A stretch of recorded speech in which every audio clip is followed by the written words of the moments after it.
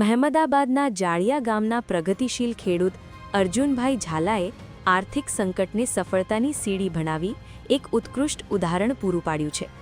Corona કાળમાં નોકરી ગુમાવ્યા બાદ તેમણે મધમાખી પાલન અપનાવી આજે વાર્ષિક 1.5 કરોડ રૂપિયાની આવક સાથે ખેડા જિલ્લામાં મધુક્રાંતિ સર્જી છે.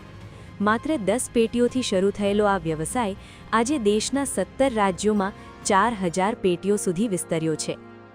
મધમાખીની શરૂઆત મેં કોરોના કાળમાં નોકરી ગુમાવ્યા પછી આત્મનિર્ભર બનવાનું મોદી સાહેબનું સ્લોગન હતું. તો એવો વિચાર આવ્યો કે આપણે પણ આત્મનિર્ભર બનીએ. તો અમે ઘણી બધી દિશાઓમાં તપાસ કરી. તો આપણે ખેતી સાથે જ જોડાયેલો વ્યવસાય એવો મધમાખી.